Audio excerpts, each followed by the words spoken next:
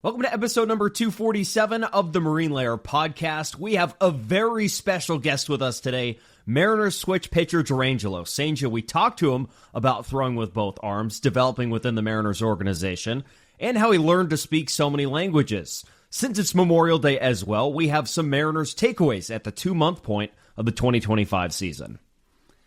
Here's your reminder for you guys. If you want to stay on top of everything we're doing, you can do so all over at our website. You can go get your merch.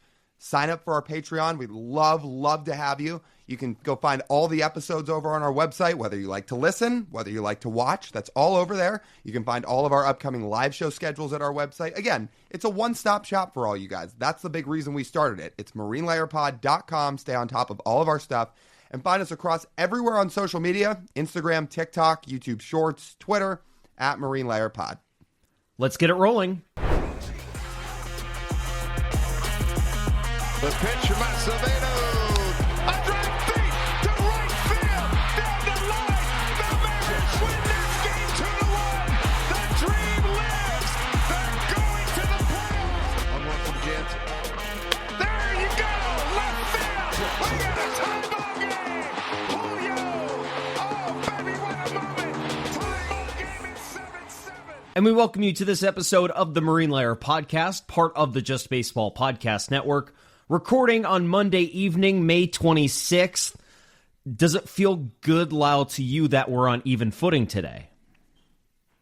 Even footing how? That we both had to wake up at 4:30.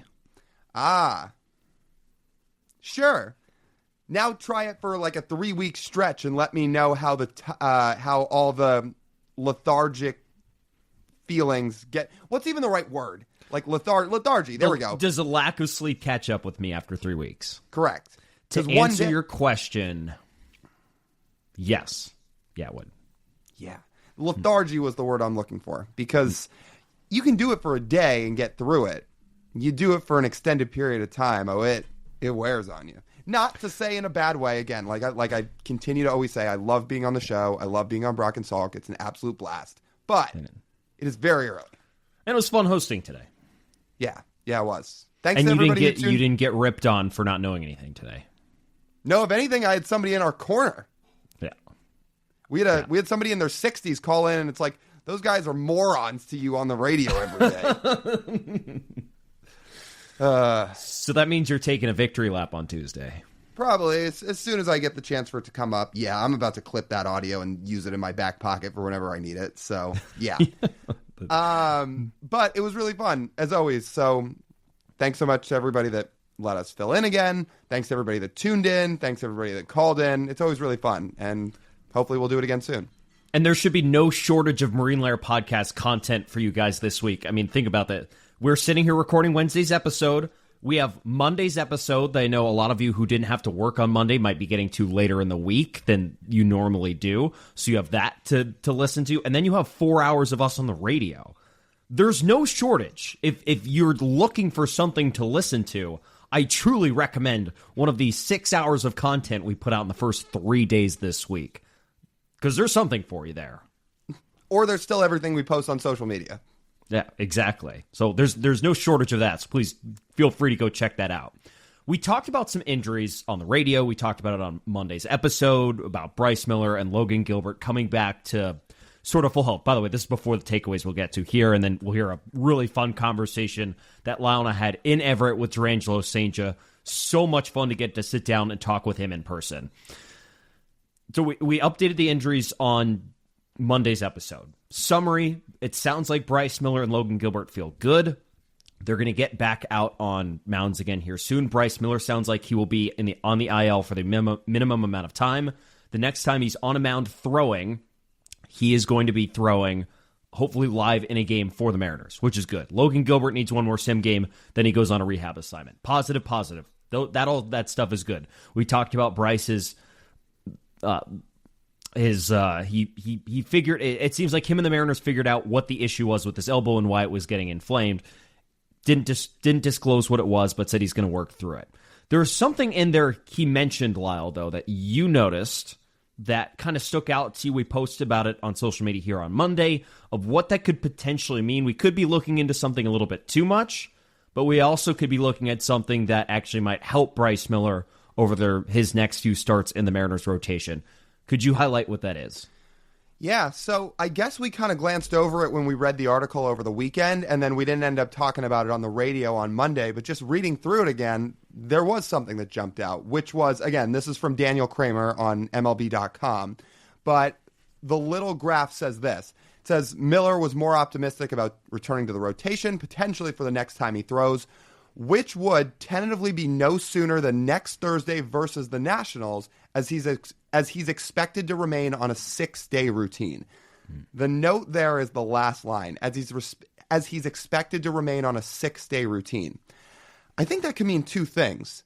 It either means he's operating on a 6-day routine as he recovers and as he works his way back from the elbow inflammation, or there's a little bit of a hint there that they could continue to roll him out on a 6-day routine, which would mean the Mariners would run out a 6-man rotation until Logan Gilbert comes back.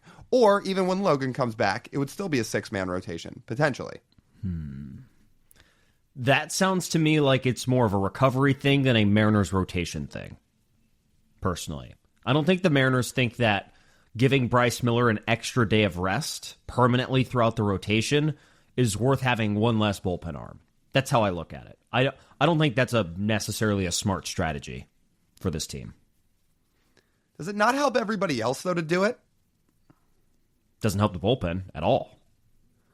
One less guy in the bullpen, and that is a key here. And it's pretty significant. Because that's going to tax your bullpen a lot more, no doubt. The other side to it, though, is George Kirby's coming back from injury. Bryce Miller's coming back from injury. Logan Evans has not regularly thrown on a 5-day routine in his career. Again, he's obviously done it since he's been in the big leagues, but throughout the minors and college, it was more once a week, because that's the schedule that gets laid out in the minors. Usually pitchers throw once in a series throughout the 6 games, which is once a week. Could it not help everybody stay a little bit more fresh? Could it not help Bryce Miller at all kind of manage this elbow thing? Could it not help George Kirby at all manage his shoulder? Could it not help Logan Gilbert at all when he comes back manage his elbow? Or I guess his forearm? I don't know. It could, but are you ready for the repercussions that come from the lack of one extra bullpen arm? Because that is the other side of it. It helps the rotation and hurts the bullpen, which is not your strength at all.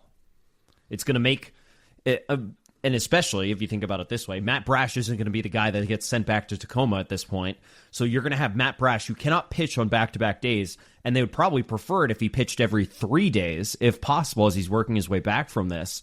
Now his bullpen is going to have one less guy to take the innings away from him, and the Mariners are going to have to use every single one of their relievers more frequently. And that's on top of them essentially proclaiming the strategy they're going to use Andres Munoz in is only with a lead in the 9th inning. So that leaves you with what? 5 guys that you can pitch regularly? I guess the other side of that coin that I'd argue with is, so you're right. I would also say that Blas Castano is essentially the last guy in the bullpen right now. He hasn't thrown. So they're not even getting to the back of that bullpen all that much. Doesn't mean you don't need it. No, but they at least haven't in the last few days and haven't used it a ton. Not that they've never needed it. They have. But I wouldn't say they're regularly getting to the back of that bullpen. The only way I think this can work out with the bullpen, the only way I feel like 6-man rotations really do work is if every single one of your pitchers is consistently going 6 innings, like the Mariners did and had the ability to last year with their rotation doing what they did in 2024 when they were unbelievable. But the rotation has not done this year. Almost every single one of these guys has an average start length under 6 innings. Mm-hmm. And that includes Logan Gilbert. That includes George Kirby in his one start, not even close to 6 innings. Brian Woo's the only guy, I think, who's above 6 innings on average for a start. Castillo hasn't done that. Yeah, so this is our long way of saying it would be difficult. To run out the 6-man rotation, it would potentially really help your starting rotation if you feel like guys could use the extra recovery day from the injury, which, by the way, we didn't even mention Woo in that, who's been awesome this year and has had a total clean bill of health so far this year, but we know has battled things over his career. So it would help your rotation, potentially, to get him the extra rest. How it would tax that bullpen, is where you have to try and balance things out. And the Mariners have not opted to use a 6-man rotation in a long time, and I think that is part of it. Honestly, remind me on this. Did the rule change at the turn of the new CBA where you can only have a maximum number of guys in your bullpen where it's capped at 8? It's 13. Well, it's maximum 13. number of pitchers. 13, right? Yeah. That's what it is. And let me note this for bullpen purposes, Lyle. Over the next 6 weeks, the Mariners have a grand total of 3 off days. That's not a lot. Over 6 weeks? Yeah. So look, like working into June, you have this last week of May, 3 against the Nationals. Then you have 3 against the Twins, off day. Orioles, Angels, Diamondbacks, off day. Guardians, Red Sox, off day. Cubs, Twins, Rangers, Royals, Pirates, all without an off day until the 7th of July would be the 4th off day in that span. That's 6 weeks. That is a lot. And do you want a bullpen pitching a man down for 6 weeks? I probably would say no. I don't know exactly how the Mariners view this. You are probably right. When it all comes down to it, it is unlikely they would probably opt to go a man down in their bullpen. I do just wonder for the sake of the health of their rotation if it's something they feel like they could manage. I would say also with this bullpen, it's not like the bullpen has a wide variety of guys with options remaining, something we've already talked about that has hampered their ability to make decisions with some of these bullpen arms. Casey Lawrence, they've been perfectly fine DFAing. The other guys, they have been very hesitant to move anyone without an option. And when you take one of those guys with options off the roster, and then you're going to have to shuffle after that because you burn through your bullpen on a day where someone probably gets shelled, then what happens? Right. You don't want to say what you want about Edward Bizzardo, for example. You don't want to DFA him after you have a starter go 3 innings and he has to cover 3 because your bullpen also had to pitch once the night before and he has to go cover all that. And now the Mariners got to put him on waivers just because they're short a man in the bullpen. Right, or even more extreme than that, if somebody gets shelled in the rotation, they burn through a bullpen, and they essentially decide on the spot, well, the 6-man rotation's not going to work anymore. We need bullpen arms. With the snap of a finger, we're going back to 5. That wouldn't be great either. No, you'd be thrown off routines, and on top of that, right, then you would... There's something else I was going to say there. It wouldn't be good. It would be... I don't think that would be the most thought out thing. And ultimately, I think that's why the Mariners would not go with this strategy because it just doesn't feel like it's going to be sustainable enough throughout the season. I think they feel like if they can get solid health from the rotation, it's going to be perfectly fine at 5. That's probably right. And my reasoning and my ultimate answer on this more sides with yours. I was interested to take the other side of this argument, and I was interested to try to put myself in the Mariners' shoes if this is what they were thinking, and present another option. Ultimately, yeah, with the new change in CBA rules over the last couple of years where you can only have a max of 13 pitchers, does seem unlikely they would run out of bullpen with one guy down. There's only so many teams that can afford to do something like that. Mm-hmm. Like if you had Shohei Ohtani, yeah, you make it work. For him to pitch in the rotation with a 6-man rotation. That I would be perfectly fine with. But the Mariners don't have Shohei Ohtani because they didn't offer him a contract. So, here we are. Oh, no, they decided it wasn't worth it. Hey, did you hear the 1-year deal? Still on the table, I hear. Oh, it's on the table for us. We'll give Shohei 1 for $65. Yeah. Sounds like a win-win. No deferred money. Nope. He can be near driveline. Let him do what he wants. Yep. Sign me Amazing. up. Opt out of your contract, Shohei. There's not an opt out in his contract. But there is no way. No, there's not. Since it's Memorial Day, Lyle, we talked about this on the radio today.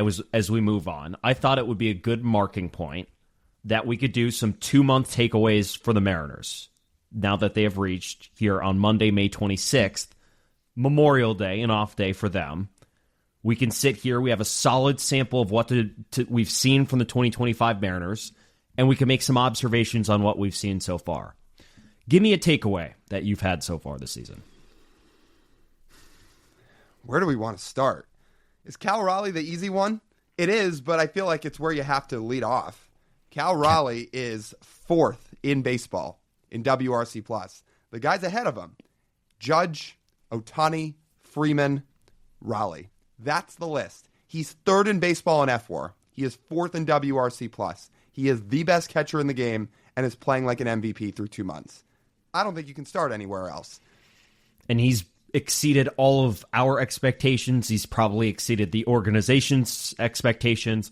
I would say that Cal's probably exceeded his own expectations in terms of how well he's hit this year. In terms of how much he's walked or how much contact he's made, I'm sure he's assumed he would do better. I don't think he thought he was going to have a 200 or 180 WRC plus. Mm-hmm. His WRC plus in the month of May is 200. Is that good? 200. Yeah, that's pretty good. Still makes it crazy to think about that Judge's WRC plus for the year is hovering around 250 for the season. Yeah. It makes it more impressive for Cal, though, given what he physically has to do. Mm-hmm. Yeah, Judge plays every day in the outfield. Cal Raleigh is catching every day and doing that. He has to manage a pitching staff, hit from both sides of the plate, and still manages to put up numbers like that. Like he said to fine-tune 2 different swings to get to this point. He very well could have been an elite left-handed hitter at this point, but remains the right-handed swing he was in 2022 and 2023, where he's fine. Gets the job done. It's not going to kill you, but it's not great. But all of a sudden, I mean, it's now legitimately good from the right side as well. That's not something Aaron Judge has to worry about. I was curious what the best offensive season for a catcher is of all time. I don't know if this is number 1. I can't imagine it's very far off. I'm looking at Mike Piazza in 1997. Mm-hmm. Hit 362, which is wild. No hitters doing that in today's game. I guess except for Judge. But hit 362. He OPS 1070, put up a 185 OPS plus with 40 homers. Thing about Piazza, though, is as unbelievable as that was, he was not a switch hitter. And to do what Cal's doing and have to manage it from both sides is ridiculous. And to do it in this era against this pitching, he's essentially not average-wise, but almost everything else, mirroring what Piazza did in 97. Cal's expected to have a higher WAR than Piazza had in 97. His WRC plus, OPS plus is hanging right around the same spot. It's wild. How many wins above replacement was that season? By Baseball Reference, Piazza was at 8.7. By Fangraphs this year, they say Cal's on pace for 9.3.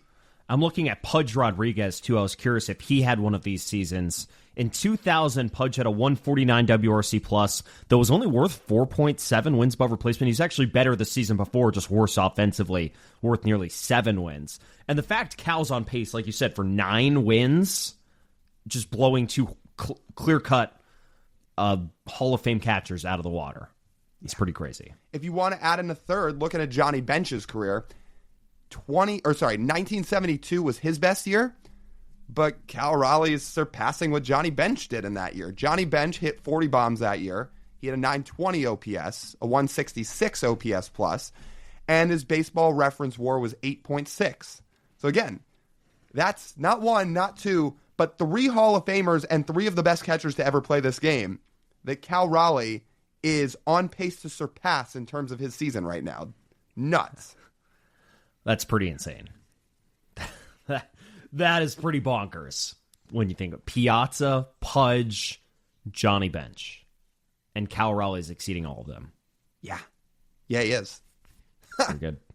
All right, what's your first takeaway? My first takeaway is the Dan Wilson effect is real, but I'm not sure if it's real enough yet. And here's what I mean by that. I do think there is a tangible difference in what Dan Wilson has done as opposed to what Scott Service had done the last couple of years in terms of what he's gotten out of his roster, the messaging being different, the offensive approach being a little bit different, and Dan putting his stamp on the team. It has clearly been different, but I still think we're in the to-be-determined phase of whether or not it's actually good enough and better than what they did before. There's a difference between different and better. Right now, record-wise, Dan Wilson has a better, a winning percentage record than Scott Service because he went 21-13 to finish 2024. Then Dan Wilson in March and April is 18-11. This month, in the month of May, he's right now 11-11, recording here on Monday. Like, it's good. It's definitely good. It is a higher winning percentage than what they were doing before. But Lyle, you and I know they actually have to pass the buck and make it and win for the bar to be reset. For there to say, yep, clearly better at this point. It has clearly worked. Things have been good. Some things haven't quite as been good. Some of his in-game decision-making has been quite bad, actually. But the wins and losses have pointed as a positive. So how's that going to look at the end of the season? I think we still have to be in a wait-and-see moment. I was hoping we'd get a better answer for this 2 months in, but I was looking at it and I'm like, I don't think I'm seeing that so far. A lot of the times you can tell who a team is by Memorial Day. I don't think we know with the Mariners. And we highlighted that a little bit on Monday's podcast, a little bit while we were on Brock and Salk. And a lot of that has to do with the fact that the offense had two drastically different months. You don't really know which version they're going to be. This team may need until around the All-Star break to get a real determination on who they are. So I think the Dan Wilson effect's real. I think players are bought into his philosophy and his system and this coaching staff. I don't think there's any doubt about it, especially listening to the way players talk about him and this regime. The other side of the Dan Wilson effect is, are the in-game decisions going to seriously cost this team throughout a season, or when games really get into crunch time, whether that's late in September, whether it's October, etc. Because we've talked plenty about the in-game management. And right now, games are early. None of them have totally come back to bite them really badly yet. But if some of it doesn't change, will it? So I think there's a lot to balance here. I look at it even simpler than that, right? So we could look at the game-by-game basis down the stretch. The bar is 90 wins. That's what the old regime peaked at. Or are you better than that? Right. This team, by the way, you could argue is probably right as talented as those teams that won 90 games were. You think? You think this team's better than 22? I feel like the peak Mariners talent was 23. Right? 23 or 22. Yeah, so that team didn't win 90, but they won 87. It was either 87 or 88. I was going to say 88. Let's see. So the most talented team they had in this window has been, I believe, 2023, and they had Teoscar. They had the great bullpen. They had the entire starting rotation available. Even if they weren't all performing well, Robbie Ray technically was on that team for a little bit. Right. Let me fill in here. They won 88 games, and to just add to your point here, you still had Gino. I know it was a little bit of a down year, but he was still an above-average third baseman offensively and played great defense. So you had Gino, you had Teoscar, like you said, you had the first month of Jared Kelenic, which was otherworldly. You had 2023 J.P. Crawford, who lit the world on fire. Obviously, you had Cal and Julio. Yeah, that was probably the best offensive team, or just overall team. And they missed the playoffs. So that team had 88 wins. I think that team was more talented than the team that made the playoffs in 2022 that won 90 games, and definitely more talented than the team that won 90 games and missed the playoffs in 2021. Right. I think this 2025 team is more talented than, say, that 2021 team was. That 2021 team caught some magic. That's why they won 90 games. But can they reach the mark they actually need to make the playoffs? Because that, I will say, that's where the bar is to say whether or not it has been better or not. Yeah. Okay, let's each do one more quick takeaway. Brian Wu could have been this guy. We talked about him so much and how awesome he's been. I decided to pivot to somebody else. How about one of our guys? How about Gabe Spire? Do you know how valuable he's been for this team? The fact he's been healthy, the fact he's back to throwing in leverage, and the fact that he looks like the guy that was dominating in 2023, if not even better than that. Gabe Spire this year has totally gone back to what he was and what made him effective 2 years ago. This year, he's got a 2.25 ERA. His whip's under 1. Strikeout rates at a career high. Lefties are OPSing 300 against them. He's back to getting ground balls. Man, Gabe Spire has been awesome. There's been a narrative out there that if Matt Brash was healthy all of last year, this team probably makes the playoffs. There's a narrative out there, too, that if Pete Gabe Spire's healthy all year, that's enough to have him make the playoffs last year, too. They just didn't have that. And now that they do, and they have both of them back, oh, you can tell what the difference is in that bullpen. because Munoz has more help than he did last year by a wide margin. By that, you mean just Gabe, no Brash? Yeah. Look, now, if you had both of them, you almost certainly get into the playoffs last year. But yes, if you have just 2023 Gabe Spire in that bullpen last year, he doesn't get injured, he doesn't battle the shoulder, even with Brash out, I still think there's an argument that that's enough to get him into the postseason last year. Just him alone.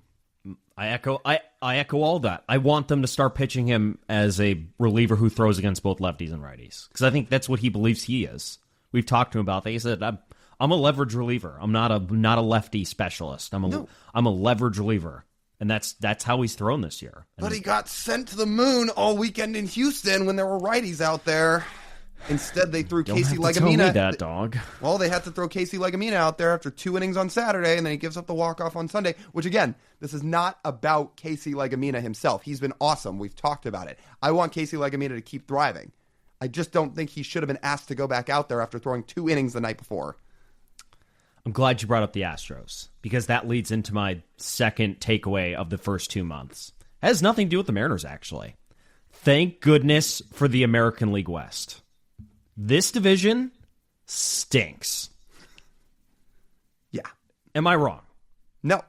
Who strikes the most fear into you in this division? Technically, the Astros, because they do have a legit pitching staff. They have a frontline Cy Young contender in Hunter Brown. They have Framber. It's very good. Their bullpen is elite. That lineup, though, I'm not buying at all. Their best hitter is a fly ball merchant. He's not actually, I don't think, a great hitter. He is an opportunistic hitter. Well, he's not. I don't think he's a good baseball player unless he's playing in about 5 parks and you're talking about Isaac Paredes. I don't. It is opportunistic baseball player. It is not a coincidence. He has capitalized on it.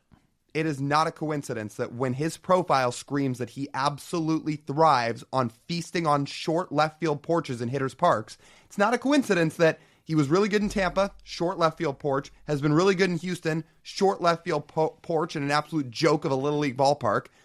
And then the 2 other teams he's played for, Detroit and Chicago, he wasn't a good baseball player. I don't think it's a coincidence. Think about this, too, that none of Yordan Alvarez, Jose Altuve, Christian Walker, or Yainer Diaz, who were all plus hitters last year, none of them are above average right now. Yordan's hurt. The other 3 are well below average as hitters right now. Of their 13 position players, only 5 of them are above average right now. And I just don't buy it. I'm looking at the names. I don't buy it. I don't buy it for a second that they are anywhere other than an above average team, but not good. I wouldn't call them good. I don't really feel threatened. I had someone text me today that was like, why do the Astros keep owning the Mariners? I'm like, they don't own the Mariners. Not anymore. It's been pretty dang even, if not in the Mariners' favor the last 3 years since the Mariners have won the World Series. And a big part of it, or Mariners have not won a World Series since the Astros won a World Series. And a big part of that is because the Astros keep letting all their talent walk out the door, to the fact that the only remaining members of their core is an injured Yordan Alvarez and the ghost of Jose Altuve. That's it. You could go around the rest of the division, Lyle. The Rangers are underwhelming everywhere. Their 3 starters at the top of the rotation are fantastic. Rest of the pitching staff, nope, mediocre. Mm-hmm. Jack Leiter started to show flashes of who he's supposed to be. But as a collective group, can't. I personally would be a little more afraid long-term of the Rangers than the Astros. I think that roster, when it's all clicking, strikes more fear into me and into opposing teams than the Astros and this current version of the Astros do. Because like you said, the Rangers have 2 guys in the top 10 in ERA in baseball right now, in Tyler Mahle and Nathan Eovaldi. You've got Jacob deGrom sitting at a 2.3. You've got Jack Leiter starting to show flashes of who he's supposed to be. If Kumar Rocker's your 5-starter when he comes back off the IL, that's a real rotation. And I know it's been tough sledding early on offensively, but I just can't sit here and buy that Marcus Semion's going to be a 200 hitter all year. I just don't buy it. 496 OPS. I just don't buy that that's going to happen all season.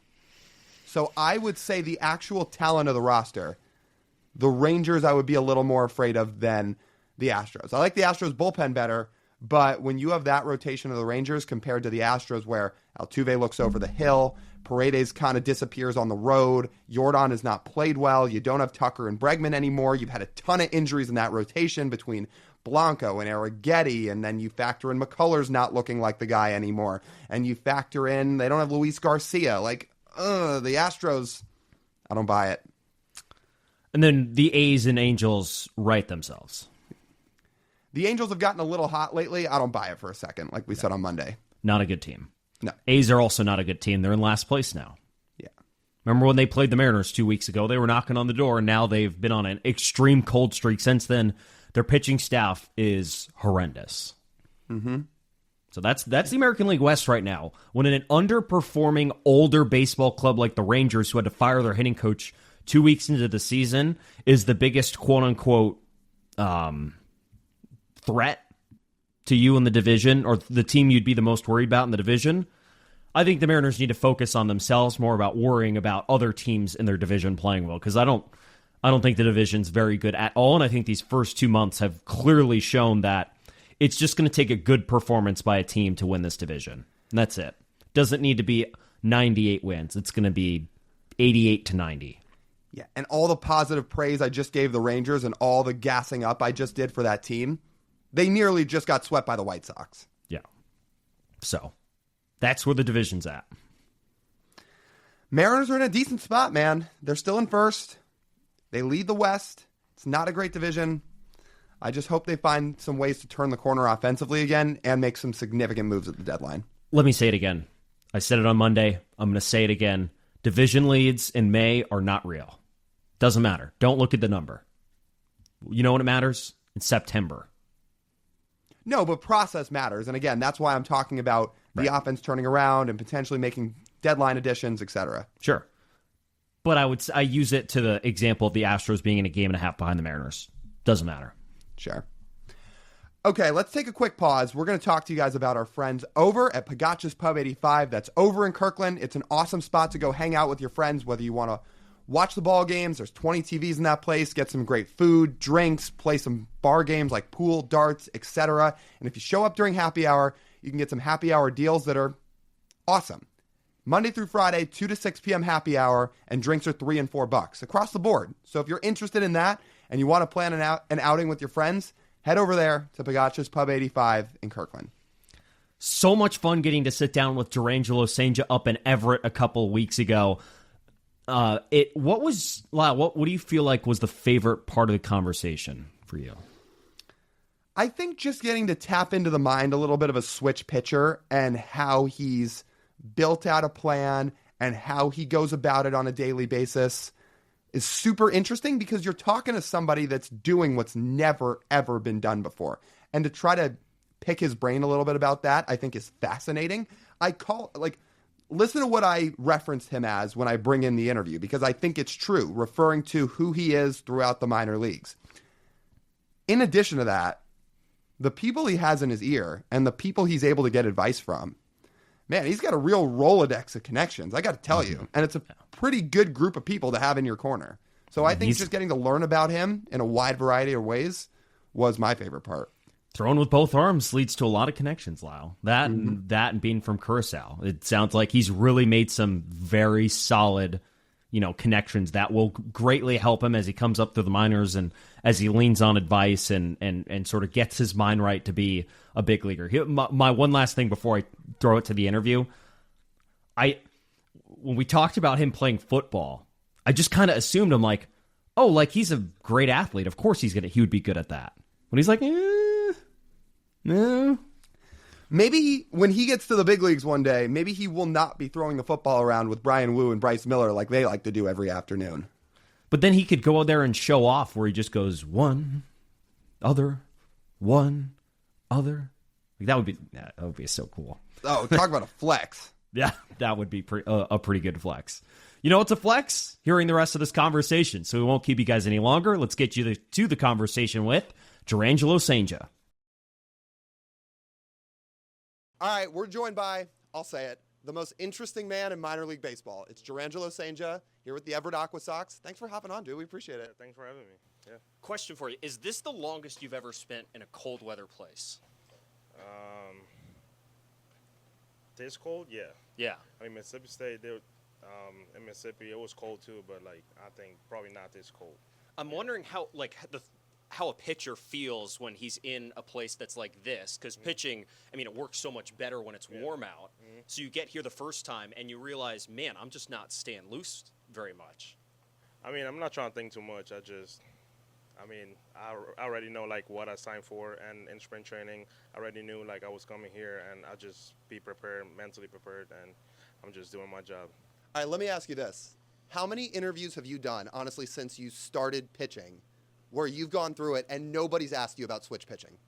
Nah, it's every time. Zero. Yeah. 0 times. Okay, that's what I figured. Yeah. We're not going to quite break that record today. But before we get to that, I did want to ask, just for people to get to know a little bit more about you, when you're not on the baseball field, when you're away from the field and you're trying to relax, like, what do you like to do? I play video games, a lot of video games, a lot of shows. I mean, not shows, but like watch YouTube and these type of stuff. Like, I like my phone too, so I'm always on my phone or video games. All right, if somebody were to pull up your Instagram and saw your For You page, what are you usually scrolling on or watching? Most of the time it's just baseball stuff, like MLB Network, like ESPN. So it's just like baseball stuff. Yeah. What are you playing? Like, I play a lot of 2K. Okay. MLB The Show, a little bit on Madden too, but I suck at it. So. What teams are you rocking with? Madden or? Yeah, whatever. I guess all of them. Madden, I just play Superstar. Like, I Okay. create my own player. And MLB The Show, I just play Diamond Dynasty. Okay. Yeah. So what is your player as a football player? A quarterback. Okay. So what kind of quarterback are we talking about? 99 overall. Kind of. Okay. So we're just recreating Patty Mahomes. Yeah. Did anybody ever try to get you to play football in high school with the way that you throw? No. Never? No, never. I always just wondered that about you, just in the sense of, obviously people try to get a quarterback to roll to one side, right? You try to get the righty to roll to their left because it's harder to throw. But with you, I guess you could be rolled to either side if you were playing quarterback, and you can just throw it on the run. Yeah, but at the same time, I'm not that good at football. So, I mean, I'm good at catching the ball, but not throwing. Can you throw a football with both hands? Could you, like, spiral it with both hands? No. You couldn't? No. So what's the weak side? The left side. Really? Yeah. So because you're a natural lefty, though, that kind of surprises me, right? Yeah. Because you would feel like, okay, I have some good feel with my left hand because, that is my dominant hand Yeah. technically. But your right hand is better at throwing a football. Yeah. I mean, it's not even good from the right side. So it's better than the left side, but both sides is not good. It's bad. Does it at least throw it harder with your right hand? I think I can throw hard from the left side, Wow. but sometimes it's spiral from the left side, but most of the time I could just be more consistent from the right side. So let me ask you this, when we get to the switch pitching stuff. Maybe you've been asked this before, but I've been curious. Obviously, at some point in time, at some point in your baseball career, you decided, okay, not only can I throw with both hands, not only do I have the ability to do it, but I'm actually going to go after it, and I'm going to pursue it. Was there an age where you said, yeah, I'm going to do this? It wasn't like I'm going to do this. It's just at some point I just stopped using my left side, and I was playing shortstop and second base. And I think that's why my right side is better than my left side, because I stopped using my left side for like 3 to 4 years, and that's why when I moved to the state, I started using the left side back, and that's why probably the left side just like a little behind from the right side. But it was just I like to play position and play shortstop, second base, and then when I moved to the state, I was like, nah, I can do this, and trying to throw from both sides. So say if you spent the entire time being a center fielder instead, and instead of throwing right-handed, you decided to keep throwing left-handed, because there are a lot of left-handed outfielders. Do you feel like maybe the sides would be flipped right now, where if you were to still try and pitch from both sides, your left hand would be a little more dominant than your right side would be? Yeah, I would say so, because I think it's more like the reps, and trying to get more like reps. That's why I'm coming in like relieving stuff too, so I can get more reps, more like just trying to get like confidence like back, because I haven't thrown much from the left side. Like I throw a lot from the right side, so I think that I would say that's why that side is more like dominant now, because I throw more with that side. So let me ask you this. You mentioned relieving from the left side, which you're doing roughly about once a week right now. And then you make your starts from the right side, and you'll mix in some left-handed at-bats here and there. How do you and the Mariners formulate a plan like that? And I wonder, because what you're doing obviously has never been done before. Like Pat Venditti threw from both sides, but he was a reliever. Like, how did you guys sit down and say, okay, we're going to try this to start the year? No, but it's not more like, oh, I'm a start Saturday and then come in as a reliever on Wednesday. It's just so I can get more reps, see more hitters in there, because when I start, I only face like 3 hitter from the left side, and for me, like, if I only throw from the right side Saturday, it will be like, oh, I throw like 20 hitters from the right side, and then only face 3 hitter from the left side, and the left side, it won't like get better. So that's why it just throw me in there just to. Let me ask you this too. In the course of your journey, throwing from both sides, did you ever have people throughout your baseball career thus far that told you, yeah, this isn't going to work, you're going to have to stop, whether it was a coach or whether it was a friend or it was a parent of somebody on the team who came up to you and said, yeah, like, you're going to have to pick one? I would say a scout. Scout? And, yeah. He just straight up to me and said, you're not good from the left side. You're just better from the right side. And you proved him wrong. Yeah.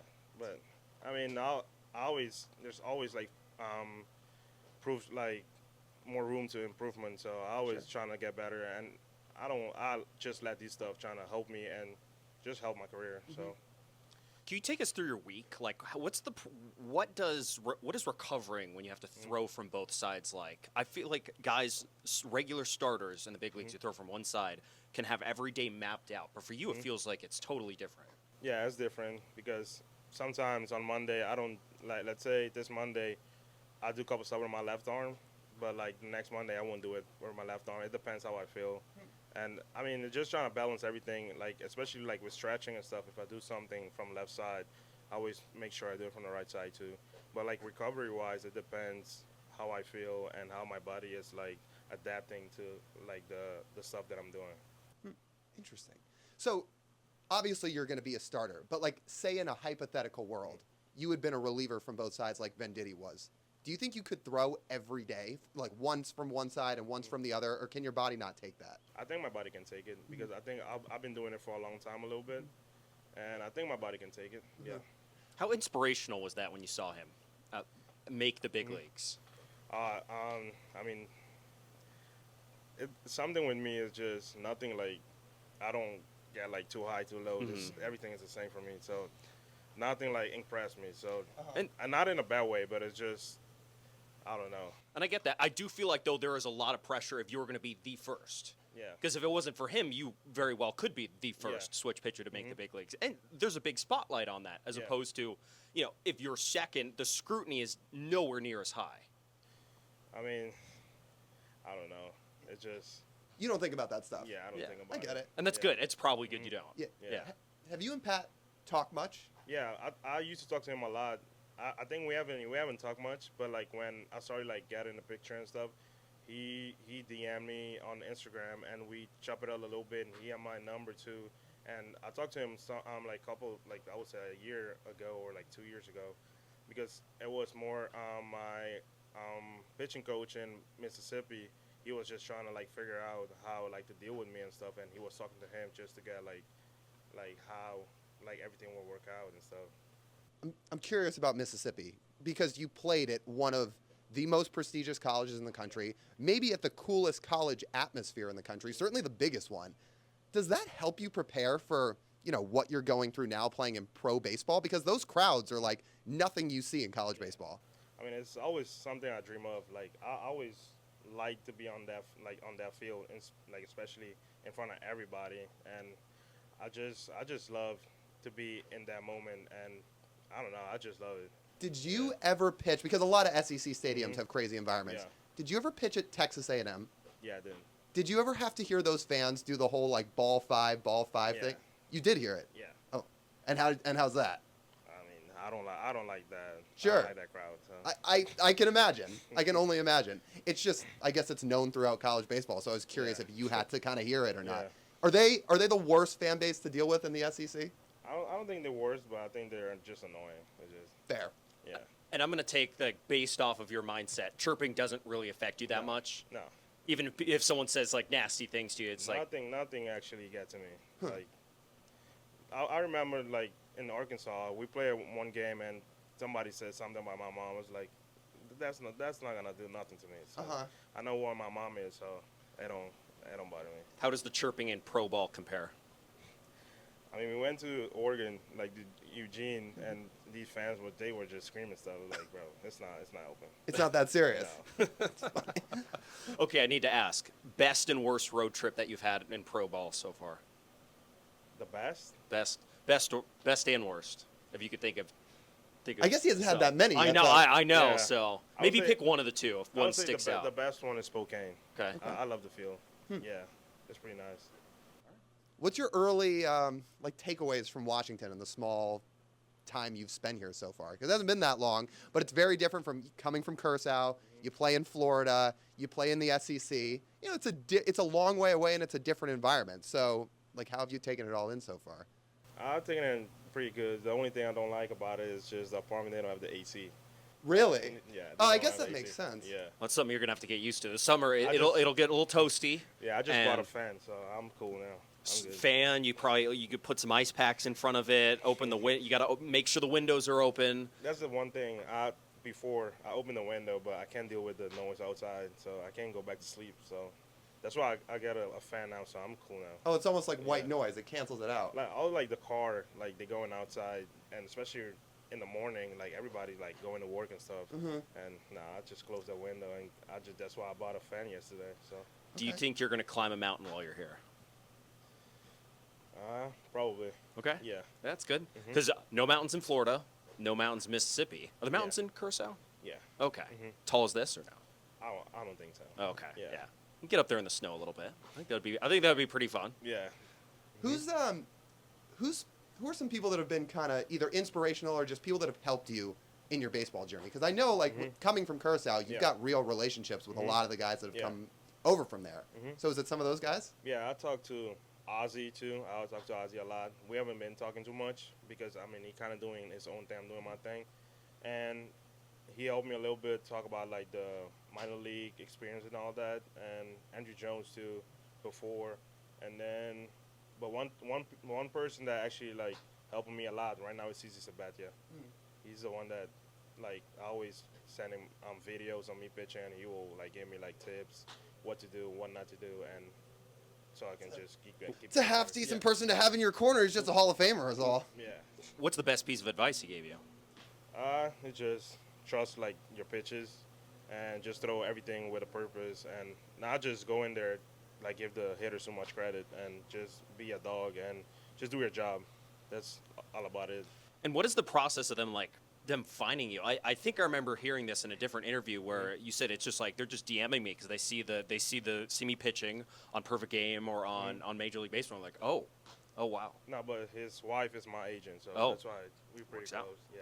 that works What out. have Ozzy Albies and Andrew Jones told you? Like, if one thing sticks out to you from some advice they've given you about paving your way through professional baseball, Oh, they both always like they both say like kind of the same thing. Like right now, I mean, obviously it's gonna be rough now down here, but I mean, the baseball like it's not gonna change. So you just gotta go out there, do your job, and just remember where you came from. So just know your identity and just you're not here just to play baseball. I mean, you're doing it for your family. Like they sacrifice a lot for you, and for you to be in this position right now, it's just keep getting better and just don't try to go too high, don't try to go too low.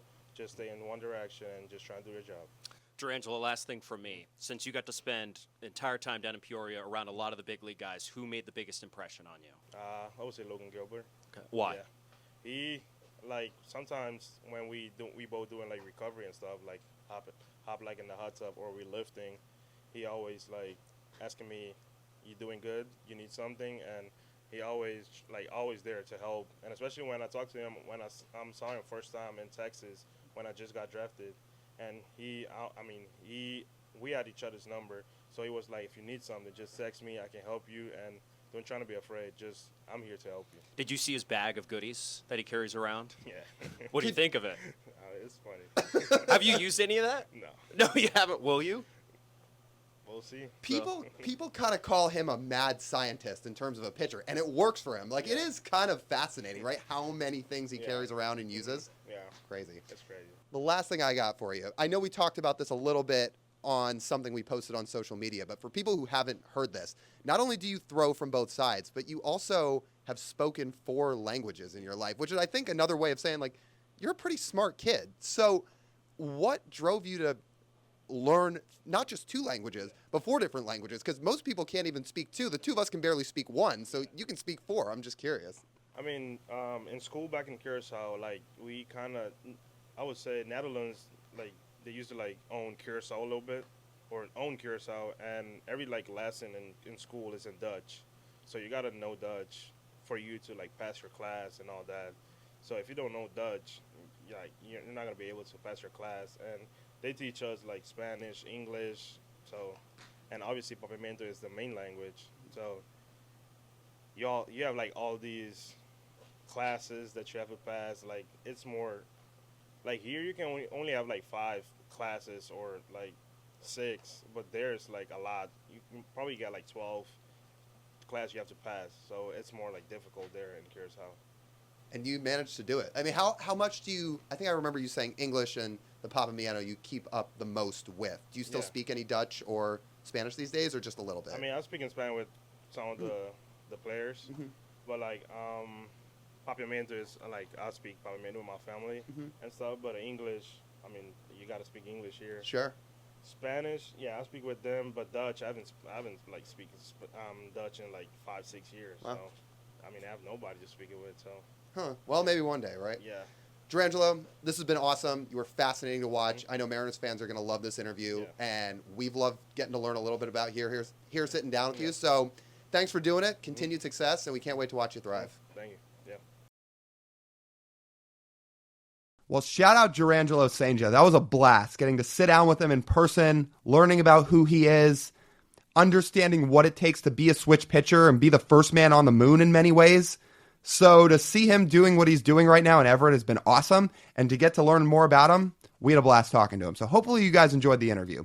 With that, that'll just about wrap up this edition of the Marine Layer Podcast. You guys know the drill. If you want to listen to the full form podcast, you can do so and stay on top of all of our stuff right over at our website, marinelayerpod.com. It's a one-stop shop. Go get yourself some merch. Subscribe to our Patreon. We'd love to have you. All the episodes are on our website. You can find it audio-wise, video-wise, whichever you prefer. You can also see our upcoming live show schedule. It's been a blast to do those and have people out at them. You can find all that over at our website, marinelayerpod.com, and then you can check us out across social media, Instagram, TikTok, YouTube Shorts, Twitter, at MarineLayerPod. That's TJ. I'm Lyle. As always, we thank you guys for tuning in. We'll talk to you soon.